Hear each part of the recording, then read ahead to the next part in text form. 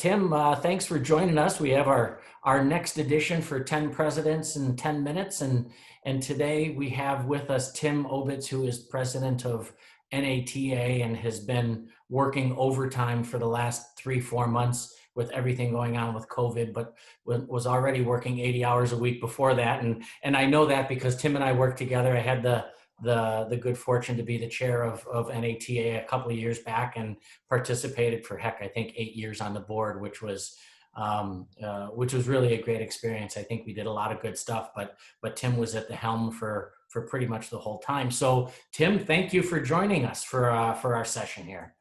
My pleasure. It's an honor to serve the industry, National Air Transportation Association. We've been around for, believe it or not, 85 years, and celebrating it just this past December. And we're hoping to continue to provide value and service to the aviation businesses. And let me make that point as well, because we had on one of our other sessions, Ed Bolin on, and obviously Ed and you serve in similar roles, two different organizations, just to make sure everybody understands the difference between NBAA and NATA. NBAA serves primarily aircraft operators, a lot of Part 91 flight departments, certainly 135s as well, like us, but NATA focuses all their efforts on aviation businesses, and it's the FBOs, it's the maintenance facilities, it's the management and charter operators, and not only do they represent all the aviation businesses on the Hill, they also develop products. And if as our owners or our charter customers, if you're ever in FBOs and you see those safety first products, those are all initiatives that Tim and his team have put on, and that continues to grow. So they're a really great benefit to all of us. So just so everybody understands the differences. So anyway, there's almost a shameless plug for you, but I just wanted to make sure everybody that watches this knows what you do compared to Ed. So let me jump into this whole thing. You know, I had one question teed up here, and my thoughts are, you really are in kind of a unique position because you work with so many aviation businesses that not only are you working with the people on the Hill that are handling this stuff on a national basis, you're also working with guys like myself and other segments of our industry, and you're hearing kind of what people are worried about, what people are trying to do, how they're surviving, how are they dealing with all this COVID stuff. So what is it that you're hearing are the biggest concerns, maybe some of the successes or victories? You know, what are you hearing from the different segments in the industry?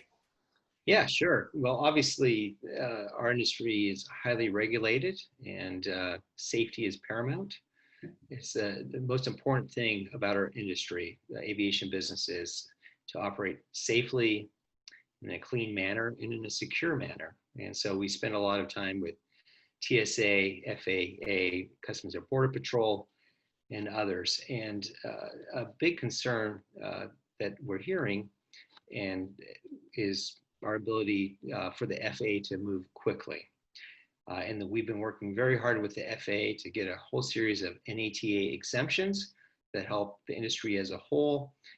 But it's just the ability to adapt and help the FAA adapt, because they have like we have, a workforce shortage. The FAA themselves are short-stacked and have an extreme workforce shortage. And so that is a concern moving forward. And maybe in the glass half full side, with the, I hate to say demise, but the fact that the Part 121 or the commercial aviation segment looks like it's going to have to do layoffs. Maybe that's an opportunity for those people to give back and to go to the FAA and be employed by the FAA to fill the gaps, and so that we can move safely and efficiently going forward. Another concern that we hear about a lot now is obviously the politics in America, and the fact that Capitol Hill is broken, and the fact that people are struggling and nothing seems to be able to get done. Well, we were lucky, and Ed Bolin and I, you mentioned earlier, NBAA and NAT worked very hard to make sure that Part 135 was included in the CARES Act along with the airlines, and that provided Part 135 operators a bit of breathing room as they looked at what's next. But obviously those funds are running out, and the question becomes, what happens next? And right now, as we speak, you know, they said that They were going to try to get something done a week ago, 2 weeks ago, and nothing is happening. And that's faced also then with the fact that it's an election year and we're in a highly volatile political environment right now. And so there's obviously concerns about what happens as to who's the next president. How does the House look? How does the Senate look after these elections? What's great about our industry is that our industry provides essential services. Aviation businesses are the backbone for rural America, for providing a plethora of services, not to steal a line from the Three Amigos, but a plethora of services out there, from medical, transport, to you name it, cargo. We are providing and serve as a gateway there. And so it doesn't matter what your political affiliation or your party affiliation is. When you talk to people on Capitol Hill, it doesn't matter your race, religion, creed, ethnic origin, or political leaning, they understand it. And so a real goal of us as we go forward to this new election, as we have new entrants as politicians, is us as an industry and the membership educating those new members as to why we're essential, why we're important, why we're the lifeline. And so that's the glass half full side. We have a great opportunity that we deal with. Because you look at it this way, the airlines serve about 450 airports. We serve 4,500. And that is a big deal. And so that's where it is. And so obviously the concern is keeping those airports open, the general aviation airports open. When you looked at the CARES Act, there was a $10 billion tranche of money given, with $100 million going to 4,500 airports and the remaining $9.9 billion going to less than 500 airports. Yeah. Well, that's unusual. And we're looking at additional relief in this next package as well of the same type of money, this time $10 billion with $500 million going to general aviation airports. Well, what does an airport do with $1,000 to stay open? Well, it's tough. It's tough. And so that's obviously concerns to making sure that general aviation airports stay healthy and stay open. Yeah, yeah. I guess it's being a big concern kind of going forward. And that's why we really appreciate having you guys fight the good fight, because of course in GA, the airports we look at as our partners, and having healthy, safe airports for us and our clients to fly in and out of is almost as important as anything else. Right. So, and kind of piggybacking, I have another question, kind of piggybacking on what you were saying before. To me, it seems like the FAA has really done a pretty good job so far. So some of the people on our that are going to watch this webcast, aircraft owners and things along those lines, if you're not aware, they have given meaning the FAA has given some training extensions, things along those lines, recognizing that some of the training facilities were shut down and they've been very accommodating. So I give the FAA a lot of credit. Can you kind of comment on how you see that going forward and what you're hearing from the FAA, how they're going to do those types of things, and maybe handicap, is that spirit of cooperation going to continue not only through COVID, but post-COVID? Are they learning how to do things differently that could be beneficial for all of us? Or what's your feeling along those lines? Sure. Actually, I've got pretty strong opinions about this one. So Administrator Dixon came from the commercial airline industry. He understood and understands the importance of a close relationship between industry and the FAA, and readily seeks out that desire and that need, and has made that a priority. And so we're working very hard with him and flight standards, Ali Barami and others, to understand the concerns and help them. Our goal is to make the FAA better. Their mission is safety, similar to our mission at NETA. Mm-hmm. And so we work very hard with them to understand what are the pains and how do we operate in a safe manner given this COVID-19 pandemic environment. And so they've been, we spend a lot of time with them daily.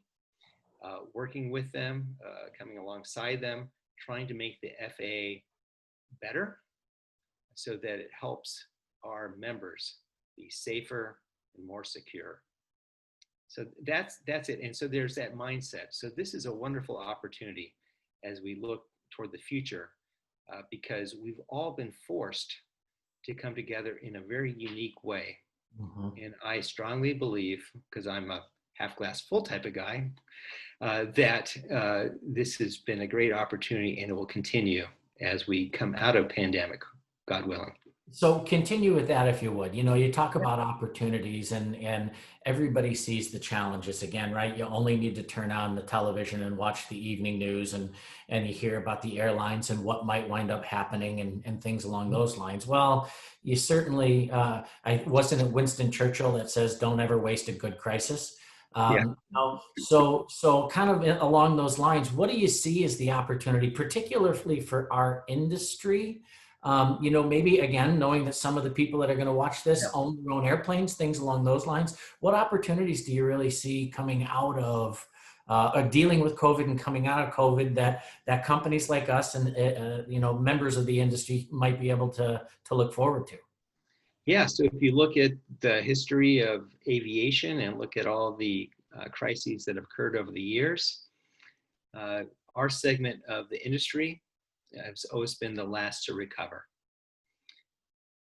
We are the first. We're the first to recover. We actually have an opportunity here. Why? Because we're dealing with a health crisis of unusual proportion, and our segment of the industry is a segment that operates in a safe, clean, and secure manner, like I've said now 4 times through this conversation.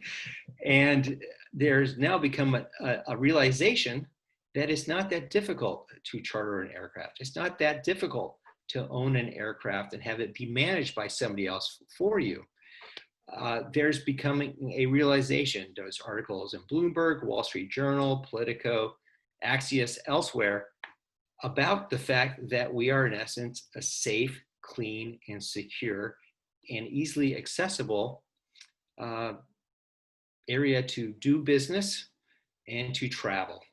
And so when this pandemic started, not only was I doing my role as NATA's president and CEO, but I was receiving phone calls from all my parents' friends who are in their 80s of how do we get home, because we're not going to fly on the commercial airlines because they are scared. So I, as it became an air charter broker, not really, but I sent them to people that could help them. And so if you look at the new entrants in the market, it's outstanding. It's incredible. And so we need to continue that message of the fact that we're safe, clean, and secure. And that's why NATA created the free standard called Safety First Clean for FBOs and Part 135 operators, so they could act in a clean manner. So we got the top experts in every area. We weren't in a glass bubble, from cleaning to limousine driving to FBO cleaning to aircraft cleaning, you name it, got them together and came up with a free standard for the industry to use. And it's had incredible adoption. And so there's this desire to have that message out, and the message is working, and it's a very great opportunity. Likewise, corporate flight departments aren't flying yet, but they will fly soon. And we got to make sure that they now use their planes even more and have their lower level management people flying around the country. Why? Because they can't get to those airports. You take a look at the fact that the airlines have filed for exemptions with DOT. And so now you have a bunch of Part 139 airports or commercial airports with no scheduled travel. Yeah. Who's going to service? We're going to service that industry. We're going to service that community and be their lifeline. And so that is the wonderful opportunity we have right now. And so for that matter as well, you're involved in this along with other companies. We are creating the aircraft management standard because there are so many new entrants, so many new people buying planes that want their planes managed, corporate flight departments that want to have their planes managed, to have experts like Priester Aviation and others that are at the high bar to be able to say, okay, this is what it means to be an aircraft management company. Mhm. Because we need to capture those people and not have them go to somebody who might not be acting in the most, let's say, ethical manner. Right. And now we have a negative story that we need to fight against. We Right. want to have positive stories. No question about it. Well, I think we're getting to the end of our time, and this has been great, but I do want to highlight something because I think it's really important, and it's work that you're doing. If anybody happened to notice, what Tim said was, with the Safety First Clean, it's a product that NATA created, a standard that NATA created that winds up being free. I know you're working with the FAA and some other bodies to really do some training at a very, very low cost for SMS and different things like that. But the important part about this is Tim recognizes that in our industry right now, it's tough. Times are tough, and people don't have extra dollars to spend. And NATA, as a company or as an association that's looking out for the best interest, is doing these things and creating it and making it available either free at a very low cost. And I think that's not only necessary, but it's noble. And from the industry side, we wind up really appreciating that. So thank you for that stuff too. But we're going to wrap it up here. It's always great talking to you. Let's connect again really soon. Thank you everybody for watching this particular segment with Tim Obitts, and look forward to doing the next one. Thank you.